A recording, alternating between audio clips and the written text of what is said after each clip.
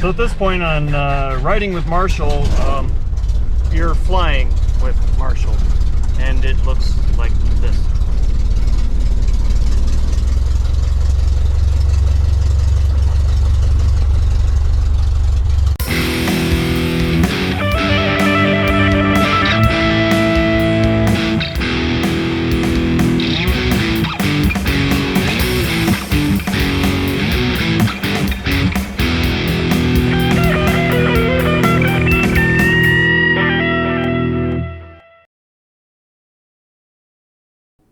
So you may recall from the first episode of our 30th anniversary trip that we stayed the night in a hotel on the beach of Moses Lake, Washington. We had breakfast and hit the road to go where neither of us had ever been before, the west coast of Washington. When it began drizzling nonstop, we figured we must be close. We avoided Seattle because Gwen had made an appointment for 11 a.m. in Renton, south of Seattle. There was something she was going to have me ride. Something with wings. Could it be this bird? Or maybe this bird? No, it was a 1968 Cessna 172i. The inside wasn't much bigger than a Volkswagen of that era, but unlike a Volkswagen, there were only 1,206 of these made, and it has 180 horsepower. We are going to see Seattle from above. Our pilot, Mark, was a perfect gentleman and included Gwen in some of the co-pilot duties. She really enjoys it, being that all the men in her family have been pilots, and I wanted to capture more of the view than play with the plane, so I got the back seat all to myself. Seaplane Scenics is a reasonably priced way to see Seattle from above, and the 20-minute tour was just enough to keep the thrill going. Our pilot pointed out Lake Union, the beautiful University of Washington campus, Lake Washington with its distinctive floating bridges, downtown Seattle, and the sports stadium, and of course the iconic Space Needle. He also pointed out some lifestyles of the rich and famous, like Jeff Bezos' house and one of Bill Gates' homes.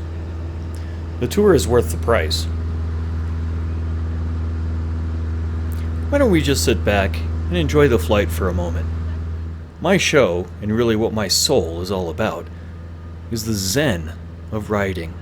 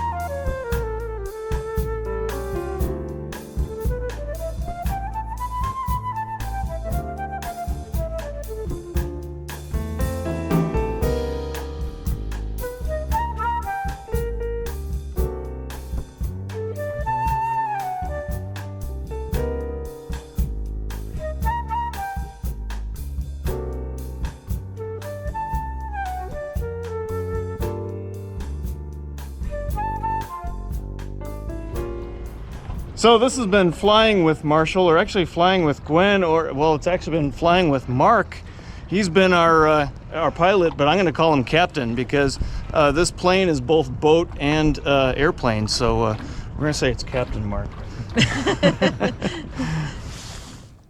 After an entirely pleasurable flight in this plane from the 1960s, we grabbed some lunch and headed to Port Angeles.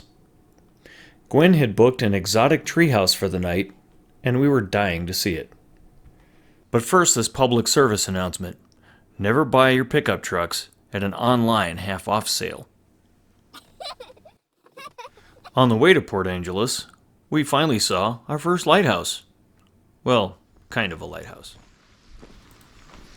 The treehouse, however, was a wonder to behold. It was actually 2 tree houses, but separated, each with its own bathroom below.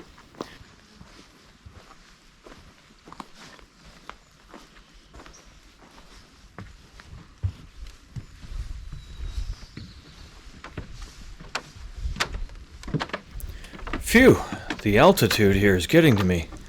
All this oxygen, I don't know what to do with it.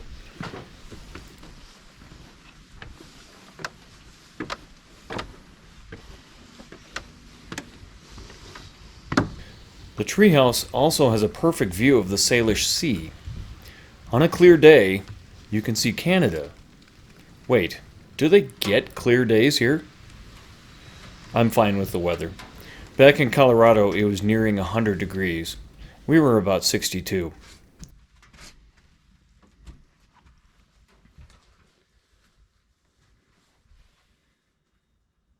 This treehouse is really impressive. A single person or a young couple could live here for a year or more in bliss.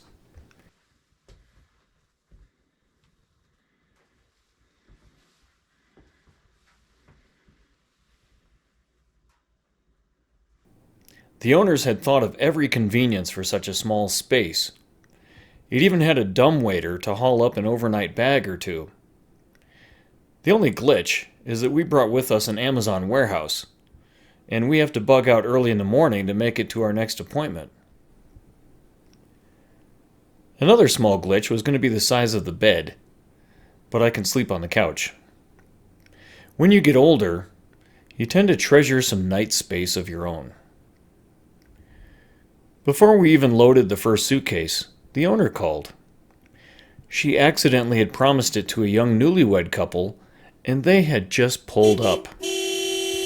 Well, not to worry. She refunded our money, and we found a more suitable place in town for all our gear, and for a couple $100 less.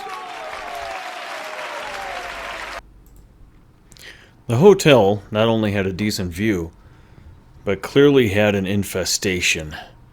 It was crawling with dirty, no-good motorcycle riders. Yep, my kind of people. Let's see what they are riding. Maybe we will run into one later. Actually, we did run into them at the restaurant, and one of them recognized me from my Pan America review. Let's meet them and see what they ride. Hey everybody, I'm riding with Marshall, and well, I'm not riding, but I have run into a bunch of guys. I am in Port Angeles, Washington, and ever since this morning when we got off that airplane, it has been raining, and non-stop raining, and I saw these bikes at the motel, and I heard somebody here mention Spearfish Canyon, so I think I found my bikers. Anyway, I'm just going to have these guys go around and give their name and say what they ride. Okay, let's start with this guy. So I'm John Gulick, and I ride a BMW 1200 GS, and I got here and I was very wet. Happily wet. Jim Griffith, I ride a 2010 Harley Davidson Ultra Classic CVO. Ron Ritchie, I drive a 2018 Limited, and we've been 1,000 miles getting here, and 2 of the days it was raining. You know, CVO, you just added $20,000 to the price of that bike. Yeah, John Sensiba, 2013 Road King Classic. Hi, I'm Jeff Solfarelli, and I ride a 2005 Road King with a 103 Super Eagle. And I'm Gary Prefke. I ride a BMW R1200 RT, and I like riding so much I rode 300 miles south to meet these guys before riding north. Dedication. Paul Wallace.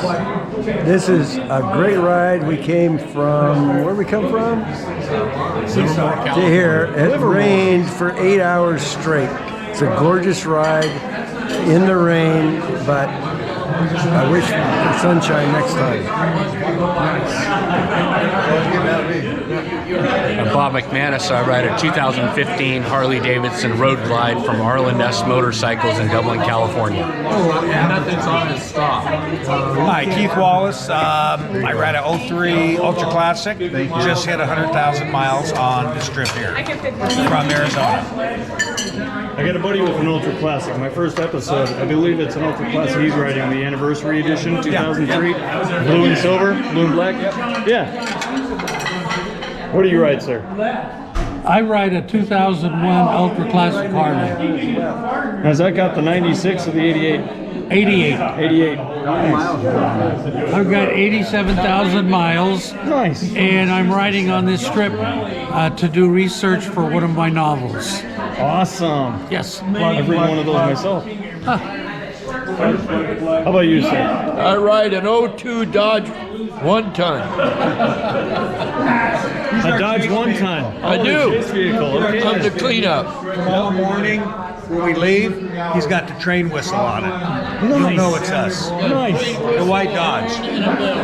I've got a Dodge Challenger that when I start it, a cat growl comes out of it. That's cool. I hook the horn to the starting relay. You go look out there. It's the only Raised Byron Atwater. I have a 2008 Ultra Classic. It's the only Dodge It's the only outside. Dodge 1-ton out there parked right by the pool with 6-inch stacks. Nice.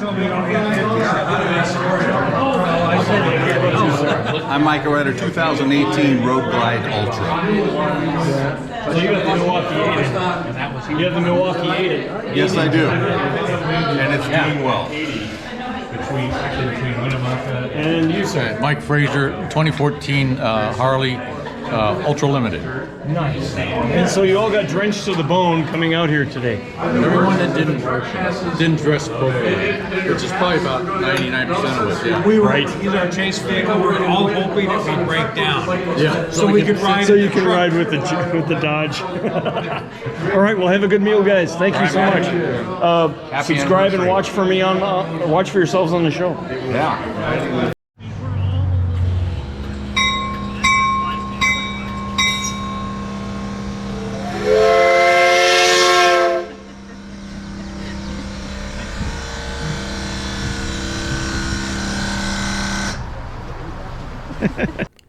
So after some excellent seafood, Gwen and I took a romantic walk around Port Angeles, climbed a tower, looked at some boats, and basically just had some downtime for a change, not sitting in a car.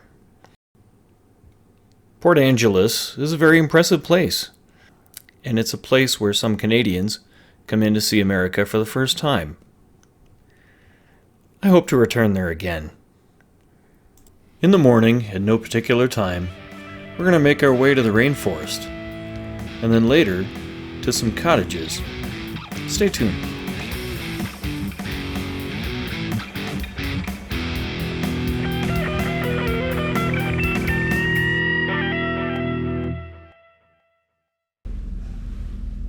So you guys ever seen that movie Top Gun?